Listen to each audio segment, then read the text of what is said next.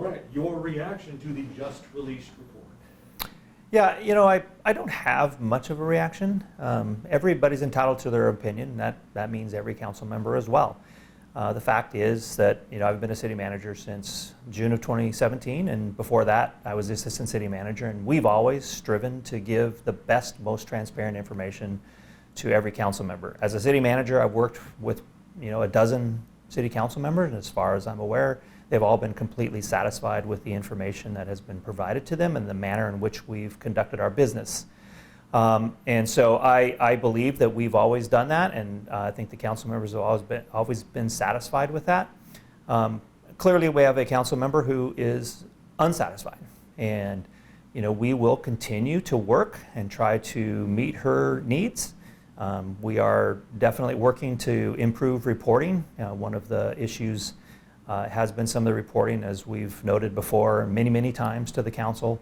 We just updated our financial system, which is a very complex system, and we're trying to catch up with the reports. The old reporting was based on a 30-year-old system and 30-year-old ability to get that information out of the system. The new system is just different and more complex, and we're working to get back to that level of reporting, but nonetheless, we've always given actuals. We've always provided that information to the best of our ability, and we'll just continue to do that. And hopefully at some point, Councilmember Audette will be satisfied.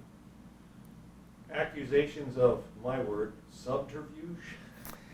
Yeah, I mean, city budgets, and I know that this gets out there as an excuse. They are complex. I mean, government budgeting is complex.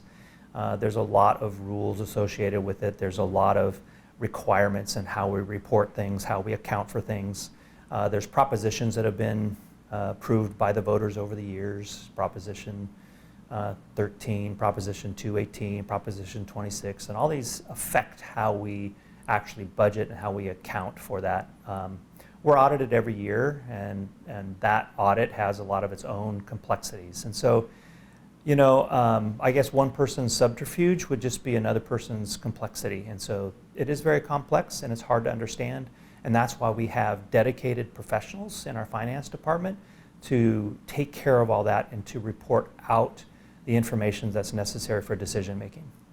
City's never been accused of anything or caught doing something inappropriate? No, the City of Reading, I was proud to get hired by the City of Reading. I've been proud since I've been here that we operate in an incredibly transparent way. We're willing to talk to anybody about our budget and how it works and how decisions were made. We've received awards for the quality of our budgeting every year for like 40 years or more. We get awards on our audit documents. Our financial staff actually develops and prepares the audit documents, which is unique for a city of our size. That just tells you the expertise that we have in our finance department. Some of them are new and they're learning, but they're still expert at what they do. And so I'm still very proud of the information that we provide and the support that we provide the City Council so the City Council can make those hard decisions. Any fears that this would unfairly sway voters in the 1% proposed tax?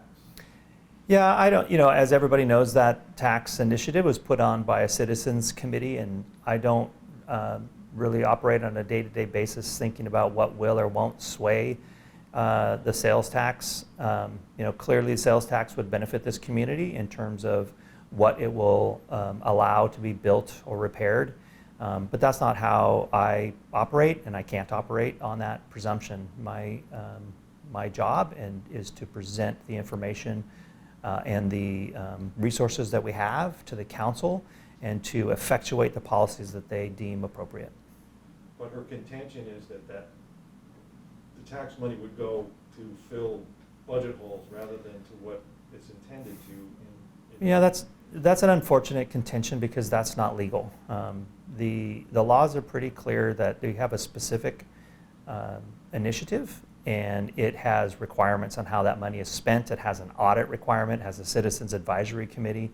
More importantly, I think that we have to recognize that the citizens are the ones who put this on the ballot for November 4th. It's going to be the citizens that vote for it or don't vote for it. If the citizens vote for it, I just think it's rather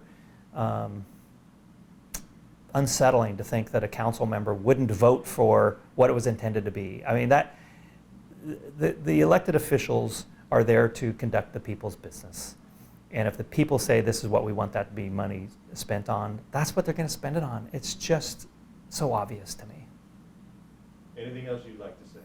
No, I really appreciate the 4 council members that have expressed confidence that we are providing the information that they deem necessary. And I would also encourage anybody and everybody, if they wish, to go watch the videos that we have online about all of our budget meetings in the past. And you can see the information that was presented, firsthand. You can read all the staff reports, and you can draw your own conclusions. Thank you.